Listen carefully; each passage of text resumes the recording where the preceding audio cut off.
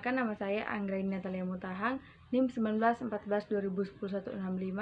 Saya mahasiswa dari Fakultas Keperawatan UNPI Manado, kelas A1 semester 4. Pada saat ini saya akan melakukan pembahasan tentang masalah-masalah dalam kehamilan.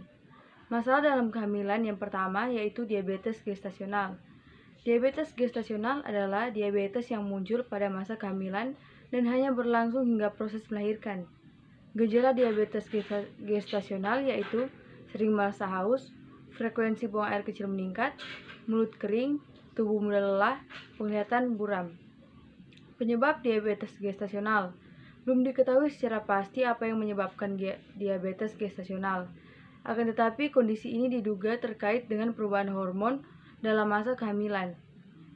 Faktor risiko diabetes gestasional yaitu memiliki berat badan berlebih, memiliki riwayat tekanan darah tinggi atau hipertensi, pernah mengalami diabetes gestasional pada kehamilan sebelumnya, pernah mengalami keguguran, pernah melahirkan anak dengan berat badan 4,5 kg atau lebih, memiliki riwayat diabetes dalam keluarga, mengalami PCOS atau akanthosis nigricans. Pengobatan diabetes gestasional meliputi yaitu pemeriksaan kadar gula darah rutin, diet sehat, olahraga, obat-obatan.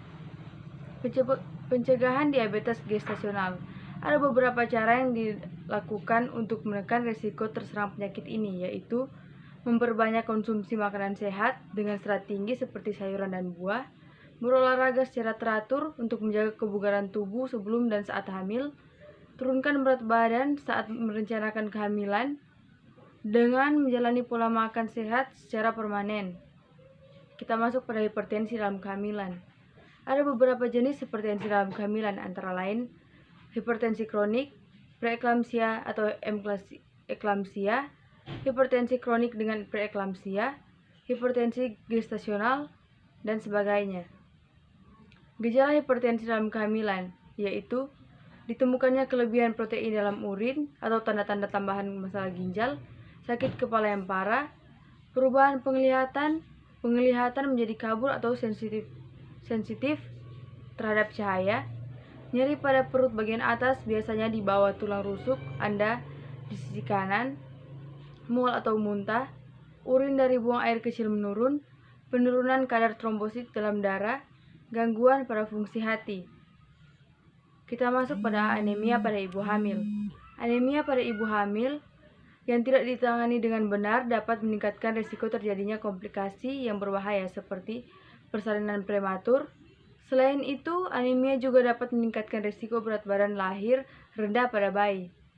Gejala anemia. Jika anemia semakin parah, kemungkinan ibu hamil akan merasakan beberapa gejala seperti cepat lelah dan merasa lemah, kulit tanpa pucat, denyut jantung tidak teratur, sesak nafas, nyeri dada, dan sakit kepala. Cara mengatasi anemia ketika hamil yaitu mengonsumsi suplemen zat besi, menambah asupan makanan kaya zat besi, contohnya ikan, daging merah ayam, sayur berwarna hijau gelap, kacang-kacangan dan biji-bijian, sereal yang sudah divertikan zat besi, telur, dan tahu. Yang berikutnya memenuhi kebutuhan vitamin C. Kita masuk pada hipermesis gravidarum. Hipermesis gravidarum atau HG adalah komplikasi di trimester pertama kehamilan yang menyebabkan mual dan muntah amat parah pada morning sickness biasa. Mual terjadi lebih sering sehingga membuat tidak nafsu makan. Volume muntahannya sangat banyak, frekuensinya muntahan sering dan sampai melemahkan. Gejala hipermesis gravidarum. Gejala kondisi ini dimulai antara minggu keempat sampai ke-8 dan terus berlangsung selama 16 minggu atau lebih. Gejala hipermesis gravidarum adalah mual parah, penurunan berat badan, buang air kecil sedikit, sakit kepala, kebingungan, pingsan, penyakit kuning.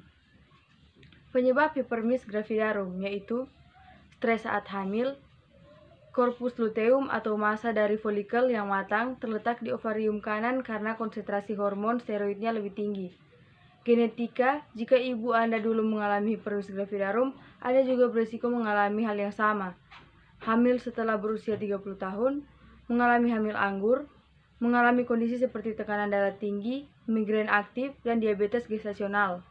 Ibu mengalami yang kegemukan. Selain berbagai faktor di atas, hamil kembar 2 atau lebih menjadi salah satu penyebab umum. Faktor resiko hipermesis gravidarum. Ada beberapa faktor yang meningkatkan resiko mengalami muntah hebat saat hamil, yaitu hamil di usia yang sangat muda, kelebihan berat badan atau obesitas, kehamilan pertama, memiliki riwayat hipermesis gravidarum pada kehamilan sebelumnya, faktor biologis, psikologis, dan sosial. Hipermesis gravidarum adalah kondisi muntah parah yang memiliki dampak pada janin seperti lahir prematur, masalah psikologis. Anak-anak yang lahir dari ibu dengan hipermesis gravidarum diduga 3,5 kali lebih mungkin memiliki gangguan emosional atau perilaku. Diagnosis hipermesis gravidarum. Untuk menentukan apakah ibu hamil mengidap hipermesis gravidarum atau tidak, dokter umumnya akan memeriksa gejala dan kondisi fisik. Dokter akan membuat diagnosis ketika mual dan muntah menyebabkan penurunan berat badan, dehidrasi, atau gangguan dalam tubuh. Cara mengobati hipermesis gravidarum yaitu memasukkan kebutuhan nutrisi lewat infus, minum obat dengan resep dokter, menggunakan nutrisi parental total atau makanan diberikan lewat infus, minum obat antihitamin, obat untuk mengendalikan muntah seperti metoclopramide atau Reglan, dan sebagainya. Pengobatan di rumah untuk hipermesis gravidarum. Untuk mengatasi mual dan muntah karena hipermesis gravidarum, ada beberapa perawatan yang bisa dilakukan seperti hindari membiarkan perut kosong terlalu lama, akupuntur, perhatikan makanan yang dikonsumsi. Ada beberapa makanan yang perlu dihindari saat mual dan muntah seperti makanan apapun yang digoreng, krim keju, mentega dan margarin, mayones. Konsumsi makanan yang tinggi karbohidrat seperti pasta, roti, beras, biskuit, sereal. Kemudian yang terakhir, penuhi kebutuhan vitamin B seperti beras merah, gandum, ikan, daging ayam atau bebek. Baik, demikian pemaparan tentang masalah-masalah dalam kehamilan. Baik, teman-teman, kakak dan adik yang ingin melanjutkan pendidikan pada saat ini, kami Universitas Pembangunan Indonesia telah membuka pendaftaran bagi mahasiswa baru. Di dalamnya ada Fakultas Keperawatan, Hukum, Teknik, Pertanian, Ilmu Sosial, Ilmu Politik, dan Sastra. Ayo segera daftarkan diri Anda.